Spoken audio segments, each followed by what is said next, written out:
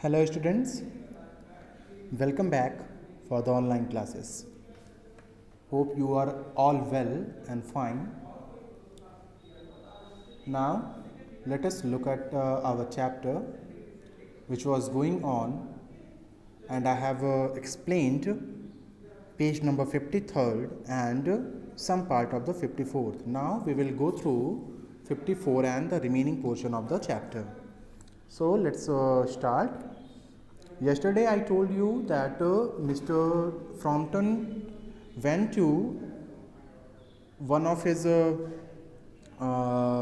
known friend, Mrs. Sapperton's house for his cure of nervous breakdown. Okay जो उनकी nervous disease थी उसी के क्योर के लिए वो अपने फ्रेंड के घर पे गए थे, मिस्टर सैपलेटन के घर पे. लेकिन जब वहाँ पे जाते हैं, when he reaches the Mrs Stapleton's house, he was met with a 15-year girl, Veera, who introduced herself and also asked some question about Mrs. Sapleton, and further she came to know that Mr. Frompton didn't know anything except her name and address about Mrs. Sapleton. Further, Veera told him about a tragedy and also indicated to see an open window.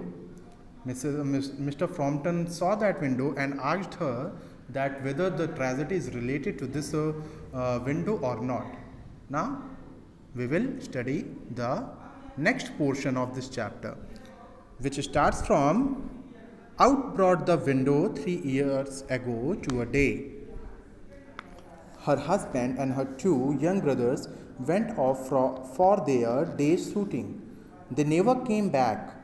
In crossing the moor to their favorite night shooting ground, they were all 3 engulfed in a treacherous piece of bog. It had been that dreadful wet summer, and places that were safe in other years gave way suddenly without warning. Their bodies were never recovered. That was the dreadful part of it. Now listen, in this paragraph, Veera is describing the tragedy which has occurred 3 years before. She told Mr. Frompton that two brothers, now listen, here's the description. 2 younger brothers went out of the window. मतलब कहने का ये है कि Mrs सैपलेटन के 2 भाई इसी window से कहाँ पे गए थे? बाहर गए थे शूटिंग के लिए. ठीक है, 2 भाई थे मिसेस सैपलेटन के, और सैपलेटन का हस्बैंड भी उनके साथ गया हुआ था. साथ में मैंने आपको समरी में बताया था कि एक डॉग भी उनके साथ गया था. सभी लोग शूटिंग करने गए थे, और ऐसा सिचुएशन था, ऐसा वेदर कंडीशन था कि वो उस वेदर कंडीशन में स्ट्रक हो गए, फंस गए. ठीक है, डैम्प कंडीशंस में, और वो वहाँ से फिर कभी रिकवर नहीं हो पाए. उनकी बॉडीज़ को कभी भी ढूंढा नहीं गया. ठीक है, इस मतलब ये है कि they all got died in that shooting. Okay, so now here the child's voice lost its self-possessed note and became falteringly human. Poor aunt always thinks that they will come back someday. Now listen, जैसा कि मैंने पहले शुरुआत में बताया था कि ये जो लड़की है वीरा, ये सेल्फ पोजेस्ड है. मतलब ये है कि अपनी ही बातें करती है. तो अब ये जो है वो सेल्फ पोजेशन से थोड़ा सा बाहर आकर के ह्यूमैनिटी की तरफ, ह्यूमन बींग्स की तरह बात करती है. तो वो कहती है कि जो poor aunt always thinks that they will come back some day. जो हमारी आंट हैं मिसेस सैपलेटन, वो सोचती हैं कि वो किसी न किसी दिन वापस जरूर आएंगे. They and the little brown spaniel that was lost with them. Little brown spaniel का मतलब है breed of god, it's not God, it's dog, breed of dog, spaniel that was lost with them, and walk at that window just as they used to do. ठीक है, और वो Mrs सैपलेटन ये सोचती हैं कि एक दिन वो सभी लोग वापस आएंगे और इसी खिड़की से अंदर आ जाएंगे, इसलिए उन्होंने ये खिड़की खुली हुई रखी है. That is why the window is kept open every evening till it is quite dusk. Poor dear aunt, she has often told me how they went out, her husband with his white waterproof coat over his arm, and Ronnie, her youngest brother, singing Bertie, why do you bound, as he always did to ease her because she said it got on her nerves.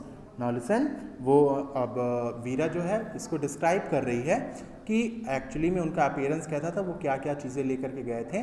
तो यहाँ पे बताती है कि जो उनके husband थे वो एक वाइट सा कोट लेकर के गए थे, और उनका जो यंगेस्ट ब्रदर था वो गाना गाते हुए गया था जिसका नाम क्या था, Bertie why do you bound. ठीक है, इस गाने को वो गाता हुआ गया था. अब इसके बाद listen, do you know sometimes on still quite evenings like this I almost get a creepy feeling that they will all walk in through that window. ठीक है, अब वो कहती है she broke off with a little shudder. It was a relief to Frampton when the aunt busted into the room with a whirl of apologies for being late in making her appearance.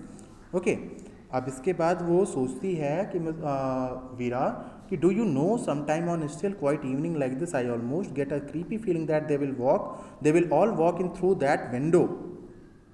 ठीक है, वो कहती है mister फ्रॉम्पटन से कि आपको नहीं लगता कि ऐसी इवनिंग्स में कभी कभी मुझे डर लगता है कि वो सच में इस खिड़की से अंदर ना आ जाए. She broke of with a little शडर.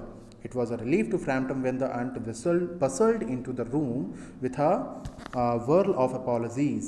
अब जब ये बातें हो रही थी तभी मिस्टर फ्रॉम्पटन को थोड़ा सा रिलीफ मिलता है कि जब मिसेस सैपलेटन वहाँ पर आती हैं, और आते ही वो अपॉलॉजीज मतलब सॉरी वगैरह बोलने लगती हैं कि लेट हो गया, ये सारी चीज़ें बोलती हैं. ठीक है, I hope Vera has been amusing you, she said. I hope Vera has been amusing you. वो कहती हैं कि मुझे उम्मीद है कि वीरा ने आपको अम्यूज़ किया है. ठीक है, she has been very interesting said Frampton. अब फ्रैम्पटन ने कहा कि वो बहुत ही इंटरेस्टिंग है. I hope you don't mind the open window said Mr Stapleton briskly, Mrs Stapleton briskly.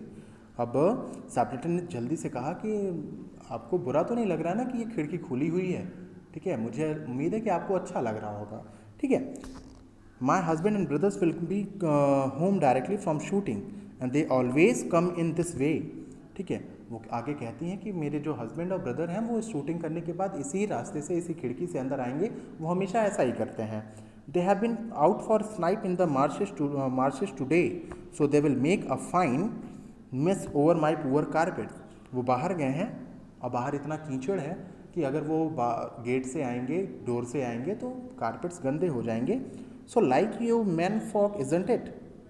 तो क्या आपको ये अच्छा लगेगा कि कारपेट पूरा गंदा हो जाए.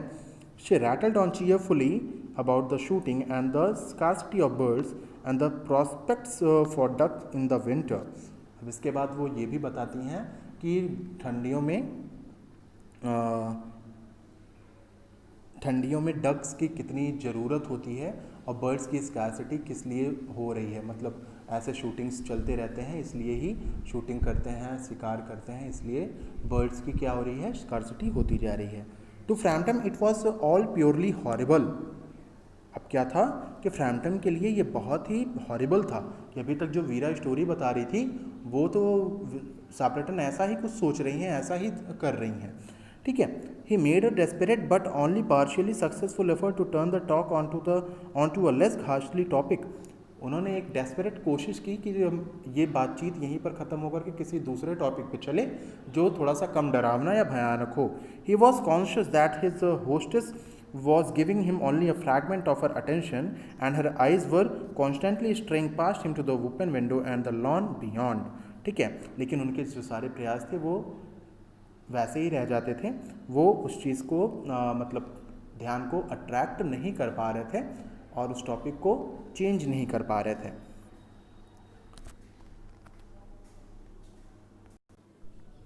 ओके, सो उन्होंने देखा और बहुत कोशिश की कि उनका जो टॉपिक है वो चेंज हो जाए बात करने का, लेकिन ऐसा नहीं हो पाया. It was certainly an unfortunate coincidence that he should have paid his visit on this tragic anniversary. ठीक है, अब वो सोचते हैं कि ये तो बहुत ही मतलब बुरी बात है कि ये मैंने ऐसे दिन को चूज़ किया यहाँ पर आने के लिए कि जिस दिन इनके उस ट्रेजेडी का एनिवर्सरी है। ठीक है, तो ऐसा वो सोच रहे थे। Now listen, the doctors agree in ordering me complete rest and absence of mental excitement and avoidance of anything in the nature of violent physical exercise, announced Frampton. अब वो उस बात को, उस टॉपिक को चेंज करने के लिए वो बोलते हैं कि डॉक्टर्स ने मुझे ऑर्डर किया है कि मैं कंप्लीट रेस्ट लूँ और मेंटल एक्साइटमेंट्स में, मतलब अब्सेंस ऑफ मेंटल एक्साइटमेंट, मतलब किसी भी दिमागी रूप से कोई भी प्रेशर ना लूँ और ऐसे किसी भी चीज़ को अवॉइड करूँ जो कि मुझे नर्वस कर सकती हो। उन्होंने कहा, who labored under the tolerably widespread delusions that total strangers and chance acquaintances are hungry for the least detail of one's ailments and infirmities, their cause and cure। ठीक है, अब वो अपने मतलब जितने भी बीमारियां थी उनको सोच करके ये सारी बातें बताते हैं, उनसे कहते हैं। ठीक है, लेकिन इसका रिएक्शन क्या होता है, इसका रिप्लाई क्या मिलता है, उसके बारे में हम देखेंगे। On the matter of diet they are not so much in agreement, on the matter of diet they are not so much in agreement, he continued. No, said Mr. Stapleton in a voice which only replaced a yawn at the last moment. Then she suddenly brightened into alert attention. अब ये सारी बातें सुन करके मतलब अभी फ्रॉम्पटन कहते हैं कि on the matter of diet they are not so much in agreement. जब डाइट की बात आती है तो डाइट की बात में उन्होंने ऐसा कुछ नहीं किया, कहा है कि उन्होंने कहा कि आप जो चाहें वो खा पी सकते हैं, मतलब डॉक्टर ने ये प्रिस्क्राइब किया है कि आप खाने में जो भी चाहें वो खा सकते हैं। ठीक है, he continued, no, said Mrs. Stapleton in a voice which only replaced a yawn at the last moment। ठीक है, मतलब मिसेस सैपलेटन ने जम्हाई लेते हुए ये सारी बातें की। Then she suddenly brightened into alert and attention, तभी वो अचानक से क्या होती हैं, ब्राइटेंड विथ अलर्ट अटेंशन, मतलब वो अलर्ट हो जाती हैं और वो कहती हैं, here they are at last, she cried, वो कहती हैं कि वो देखो वो आखिर आ गए। ठीक है, just in time for tea and don't they look as if they were muddy up to the eyes. ठीक है, एकदम चाय के टाइम पे आए हैं और देखो ज़रा कि आँख तक पूरा इनके कीचड़ लगा हुआ है। ठीक है, Frampton shivered slightly and turned towards the niece with a look intended to convey sympathetic comprehensions। ठीक है, फ्रैम्पटन क्या होता है, थोड़ा सा डर जाते हैं, कांपने लगते हैं डर से, और नीस की तरफ भतीजी, मिसेस सैपलेटन की भतीजी की तरफ देख करके वो थोड़ा सा सिंपैथी दिखाते हैं। ठीक है, the child was staring out through the open window with dazed horror in her eyes, और जो लड़की थी वो विंडो की तरफ डरावनी सी शक्ल बना करके देख रही थी, ऐसा उसकी आंखों में डर दिख रहा था। In a chill shock of nameless fear, Frampton swung round in his seat and looked in the same direction. In a chill shock of nameless fear। ठीक है, मतलब ये है कि वो इतना ज़्यादा डर गए थे, उस डर का कोई नाम नहीं था, उस डर का कोई नाम नहीं था, और इतना डरे हुए थे कि वो अपने ही कुर्सी पे बैठे रह गए।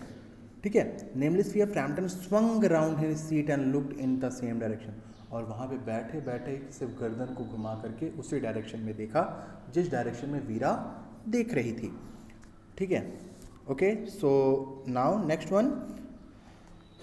In the deepening Twilight 3 figures were walking across the lawn towards the window, और वहाँ पर शाम के समय में 3 लोग उस खिड़की से आ रहे थे, उस बगीचे से, उस लॉन से आ रहे थे। They all carried guns under their arms, और उन तीनों ने क्या लिया था, बंदूक ली हुई थी। And one of them was additionally burdened with a white coat hung over his shoulders, और उन तीनों में से एक के पास वाइट कोट भी थी, उसके कंधे पर थी। A tired brown spaniel kept close at their heels, और उनके साथ एक छोटा सा थका हुआ सा कुत्ता भी उनके साथ चल रहा था। Noiselessly they neared the house, वो बिना आवाज़ किए घर के पास आते हैं। And then a hoarse young voice chanted out of the dust, I said Bertie why do you bound. ठीक है, फिर एक यंग वॉइस आवाज़ आती है, मतलब एक जो उसका यंगेस्ट ब्रदर था वो बोलता है कि आई said Bertie why do you bound. ठीक है, वो फिर से वही गाना गाता है। Frampton grabbed wildly at his stick and had the hall door, the gravel drive and the front gate were dimly noted stages in his headlong retreat. A cyclist coming along the road had to run into the hedge to avoid an imminent collision. ठीक है, और ये सारा पूरा scene देखने के बाद वो तुरंत बिना किसी देरी किए वो जल्दी जल्दी से अपना सारा सामान वहाँ से, हैट, इसके बाद फिर और क्या था, हॉल डोर था, ठीक है, और वहाँ से स्टिक अपने लेते हैं, हैट लेते हैं, फिर हॉल डोर से होते हुए जल्दी से उस गेट से बाहर आते हैं। और इतना जल्दी थे कि एक बाहर जो रोड पर एक साइकिल से जाने वाला कोई आदमी था, पर्सन था, उसे बचाना पड़ता है, उसे रुकना पड़ता है, ठीक है।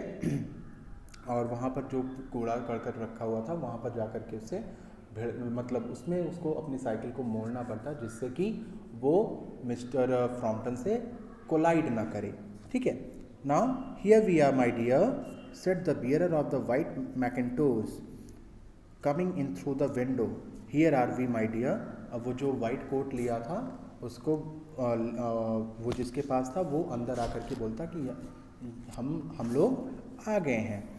Fairlie muddy but most of its dry, बहुत ज़्यादा कीचड़ लगा हुआ लेकिन सब सूखा हुआ है। Who was that who bolted out as we came up, ठीक है, वो पूछते हैं कि वो कौन था जो हम लोगों के आते ही जल्दी से भाग गया।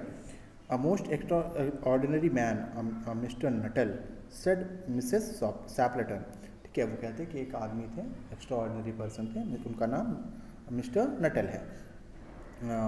could only talk about his illness and dashed off without a word of goodbye or apology when you arrived।